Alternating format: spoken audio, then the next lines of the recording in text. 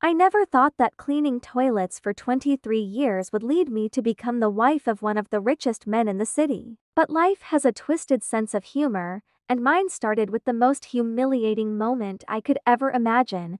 My name is Elena Rodriguez, and I'm 62 years old. For over 2 decades, I scrubbed floors, cleaned bathrooms, and endured the condescending looks of wealthy families who saw me as nothing more than invisible help. But the worst part wasn't the backbreaking work or the measly pay, it was my own family treating me like a burden, a source of shame they desperately wanted to hide. T was my granddaughter Sophia's sweet 16 party when everything exploded. I had saved every penny for months to buy her a beautiful dress, a pink gown that cost me 3 weeks' salary. I was so proud, so excited to see her face light up when she opened my gift. I had even bought myself a simple black dress from a thrift store, determined to look presentable among all those fancy people. But the moment I walked into that decorated backyard, my daughter Carmen's face turned white with horror. She rushed toward me like I was carrying the plague, her eyes darting nervously at the other parents who were already staring and whispering, "Mom, what are you doing here?" She hissed under her breath, grabbing my arm so tightly it left marks. "It's Sophia's birthday, Mija. I brought her a gift," I said, confused by her reaction. This was my granddaughter, my blood. Why was she looking at me like I was a stranger? Carmen's husband, Roberto, appeared beside her with that fake smile he always wore around me. "Elena, maybe it would be better if you came back later. You know, when there aren't so many people around." That's when I understood. They were ashamed of me. Their maid grandmother, with her calloused hands and discount store dress, didn't fit into their perfect suburban fantasy. They had told everyone I was traveling to avoid explaining why a domestic worker was related to them, but the real blow came when Sophia herself walked over. My beautiful granddaughter, the girl I had helped raise while Carmen worked, looked at me with cold, distant eyes. "Grandma, my friends are here. Maybe you could just leave the gift and go?" The words hit me like a physical slap. I felt my heart literally break in that moment, the sound echoing in my chest like shattered glass. 23 years of sacrificing everything for this family, of sending them every extra dollar I earned, of missing my own meals so Sophia could have nice school supplies, and this is how they repaid me.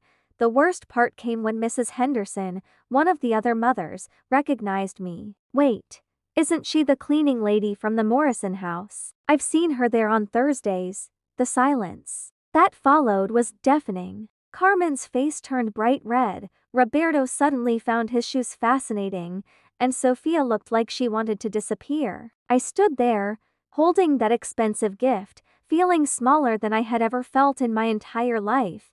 "Yes," I said, lifting my chin with whatever dignity I had left. "I am a cleaning lady, and I'm proud of the honest work I do."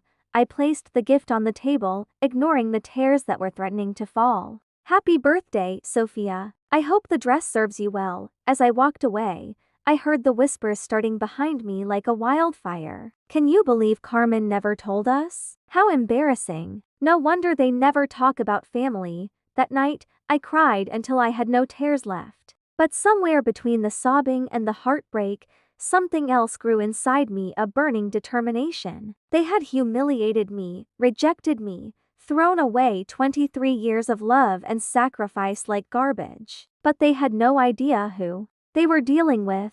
You see, there was something about my life that even I didn't fully understand yet. Those 23 years of cleaning houses had put me in contact with people and secrets that would soon change everything. And the family that was so ashamed of their maid grandmother was about to discover that some stories have the most unexpected endings. The next morning, I made a decision that would alter the course of my entire life. I had spent decades being invisible, being taken for granted, being treated as less than human. But invisibility, I was about to learn, can be the most powerful weapon of all. Because when you're invisible, you see everything. You hear every conversation, every secret phone call, every whispered confession. And after 23 years of being a ghost in rich people's houses, I had collected enough secrets to bring down half the city's elite. But more importantly, I had caught the attention of someone very special. Someone who had been watching me, admiring my strength and dignity from afar. Someone whose own story was about to intertwine with mine in the most incredible way. That someone was David Morrison, the 70-year-old widower whose house I had been cleaning for the past 5 years. The same David Morrison who owned half the real estate in the city and whose net worth was rumored to be in the hundreds of millions. The same David Morrison who had been secretly falling in love with his humble, dignified cleaning lady.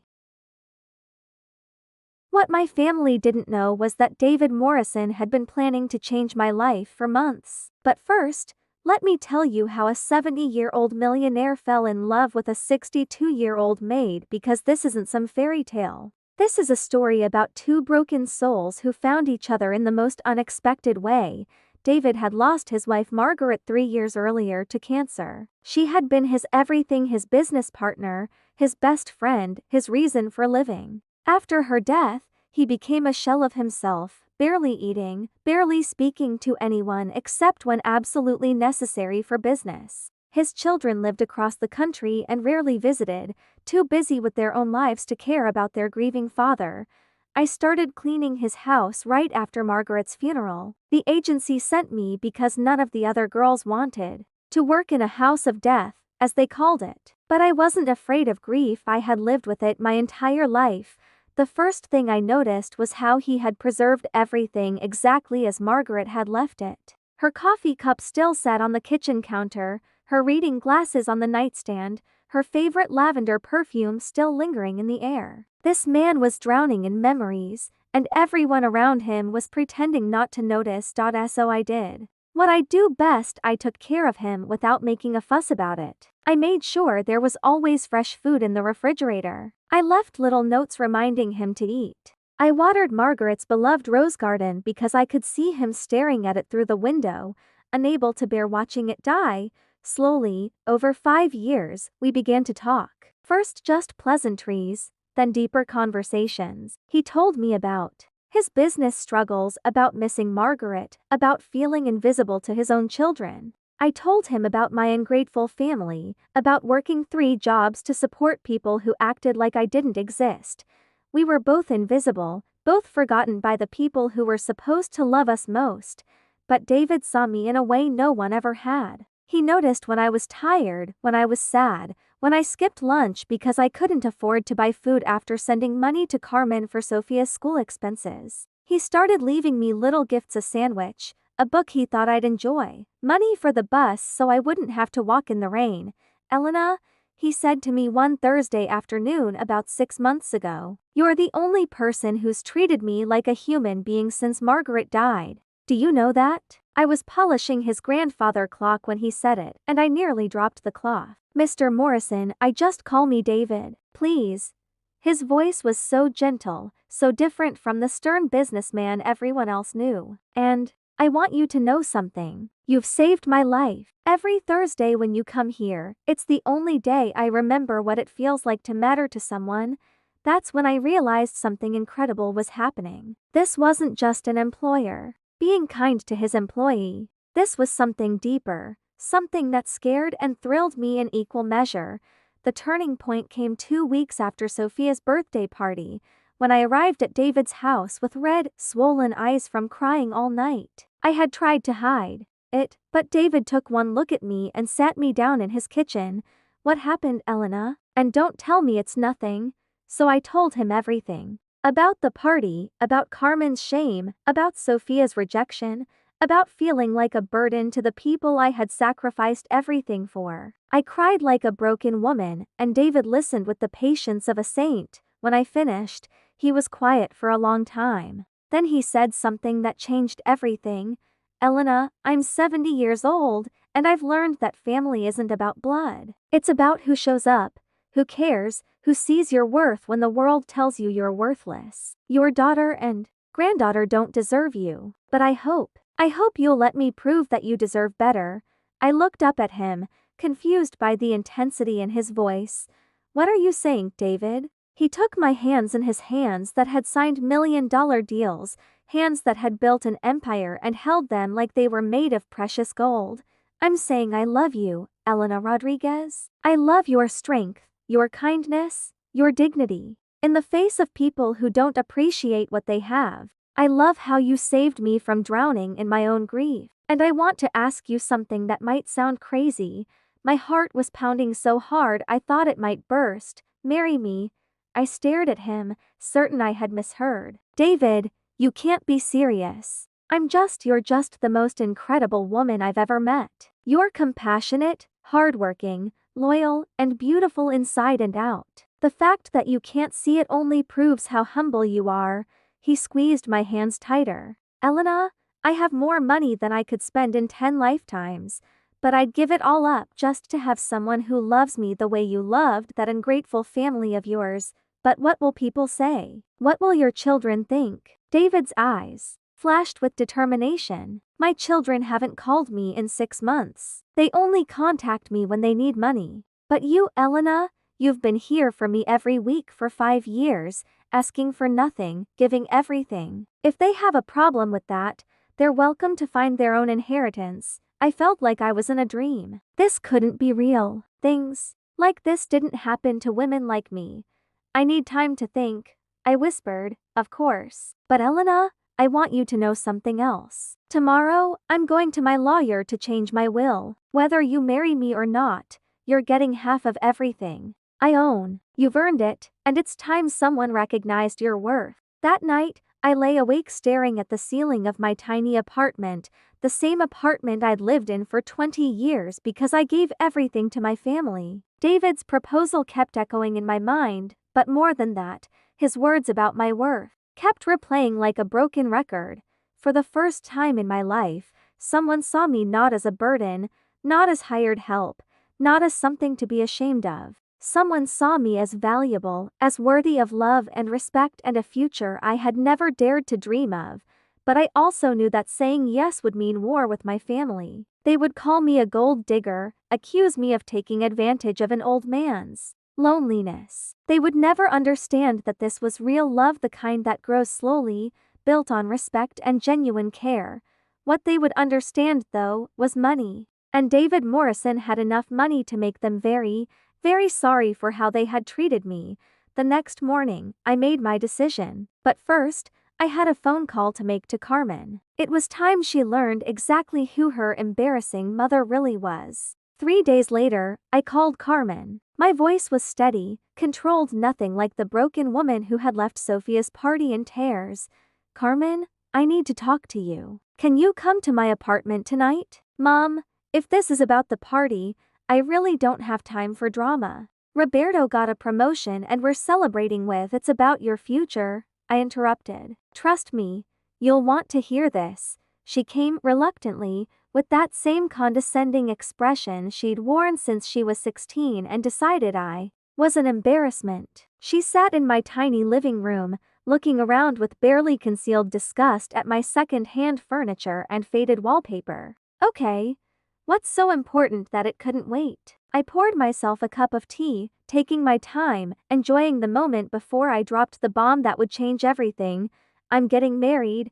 Carmen's face went from bored to shocked to horrified. In the span of 3 seconds. Married? Mom, you're 62 years old. Who would? She stopped herself, but I heard the unfinished question.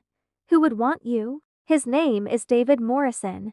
The color drained from her face. Even Carmen, who rarely paid attention to anything beyond her suburban bubble, knew that name. Morrison Industries, Morrison Real Estate, Morrison Foundation. His name was on half the buildings in the city. You're lying. I pulled out my phone and showed her a picture David had taken of us the week before in his garden. There we were, his arm around my waist, both of us smiling like teenagers in love. Carmen's hands shook as she looked at the photo. This is impossible. How do you even know him? I've been cleaning his house for 5 years. He proposed 3 days ago. I sipped my tea calmly while my daughter's world crumbled around her. The wedding is next month. Small ceremony, just immediate family. Family? Carmen's voice cracked. After what you did at Sophia's party, embarrassing us in front of everyone after what I did. I set down my teacup with a sharp clink. Carmen Maria Rodriguez, let me tell you what I did. I loved you unconditionally for 38 years. I worked 3 jobs to put you through college while your father drank himself to death. I paid for your wedding when Roberto's family wouldn't contribute a dime. I babied Sophia every day after school for 10 years while you built your career. I gave you every spare dollar I had, lived in this dump, ate rice and beans for dinner so you could have nice things. Carmen started to speak, but I held up my hand, and what did I get in return? A daughter who was ashamed to claim me. A granddaughter who told me to leave her party. A family who treated me like a dirty secret. My voice rose with 23 years of suppressed pain. Well, congratulations, Mija. You got your wish. You don't have to be embarrassed by your maid mother anymore. Mom, you don't understand. No, you don't understand. David is worth $400 million. And yesterday, he changed his will. Half of everything goes to me, and the other half goes to my family. I watched her eyes go wide with greed and shock. But here's the thing, Carmen. After Sophia's party, I realized I don't have a family. I have strangers who share my DNA. Carmen's mouth opened and closed like a fish gasping for air. You can't be serious. Oh, but I am. David's lawyer drew up the papers yesterday. Unless you and Sophia can prove to me in the next 30 days that you actually love and respect me, not my money, but me, you'll get nothing. Every single penny will go to charity. The transformation was immediate and nauseating. Carmen, who had looked at me with disgust 5 minutes earlier, suddenly threw herself at my feet. Mama, please. I'm sorry. We were nervous about the party, about making a good impression. We love you. You know we love you. Do you? Because 3 days ago, you couldn't stand to be seen with me in public. That was a mistake. A terrible mistake. Please, you have to forgive us. Sophia was just being a teenager. You know how kids are. And Roberto, he was just ashamed of his maid mother-in-law. Carmen's tears were real now, but I had seen too much, hurt too deeply to care. 23 years of sacrifice, and she only wanted me now because of what I could give her. The wedding was everything David promised it would be. Small, elegant, perfect. He looked at me like I was the most beautiful woman in the world, and for the first time in my life, I felt like I was. We exchanged vows in his garden, surrounded by Margaret's roses and a handful of true friends who loved us for who we were. Carmen and Sophia came, of course. They had spent the previous month suddenly very interested in having a relationship with me. Carmen called every day, Sophia sent me flowers, Roberto started calling me Mom instead of Elena. Their desperation was almost pathetic. But the real shock came at the reception, when David's lawyer stood up to make an announcement. Ladies and gentlemen, David asked me to share some happy news. Elena, as of this morning, isn't just his wife, she's also his new business partner. He's transferring 50% ownership of Morrison Industries to her, effective immediately. The gasps were audible. Carmen looked like she might faint. But David wasn't finished, and Elena has decided to make her first executive decision. She's establishing the Morrison Rodriguez Foundation for Domestic Workers' Rights, with an initial funding of $50 million. This foundation will provide education scholarships, legal aid, and dignity training for household employees who have been mistreated by their employers. I stood up, my heart pounding with pride and purpose. Too many hardworking people are treated as invisible, as less than human. I know, because I was one of them. But no more. Every woman who scrubs floors, every man who tends gardens, every person who takes care of other people's homes deserves respect, fair wages, and the chance to build a better future. The applause was thunderous, but I was watching Carmen's face. She looked sick, realizing that her mother, the woman she had been ashamed of, was now one of the most powerful people in the city. After the reception, she cornered me in the ladies' room. Mom, I'm proud of you. Really proud. And I want you to know, Sophia and I have learned our lesson. We love you, and we want to be a real family. I looked at her in the mirror, this woman who had caused me so much pain, and I felt nothing. No anger, no love, no connection at all. Carmen, do you know what the saddest part of this whole story is? She shook her head, tears streaming down her face. If you had loved me when I was poor, you would have been rich. If you had claimed me when I was a maid, you would have been an heiress. If you had treated me with respect when I was nobody, you would have been somebody's daughter. I touched her cheek gently, one last time. But you chose shame over love. And now you'll have to live with that choice. I walked out of that bathroom and into my new life, leaving behind the people who had never deserved me in the first place. Today, 5 years later, I wake up every morning in a mansion that overlooks the city, next to a man who thinks I hung the moon. The Morrison Rodriguez Foundation has helped over 10,000 domestic workers get education and fair treatment. Carmen still calls sometimes, still hoping I'll change my mind about the inheritance. But David and I have decided to leave everything to charity when we're gone. Sophia graduated high school last year. She wasn't invited to the ceremony. Sometimes people ask me if I miss my old family, if I regret cutting them off so completely. But you know what I've learned? Family isn't about blood. It's about who shows up when you need them, who sees your worth when the world tells you you're worthless, who loves you when you have nothing to offer but yourself. David saw the queen in the maid. My blood family only saw the maid and missed the queen entirely. And now, as I sit in my rose garden Margaret's roses, which have become mine too, I understand that sometimes the greatest revenge isn't getting even. It's becoming so much more than the people who hurt you ever imagined possible. The little girl who cleaned floors is gone. In her place stands Elena Morrison, philanthropist, businesswoman, and proof that every person has worth whether or not their family is wise enough to see it.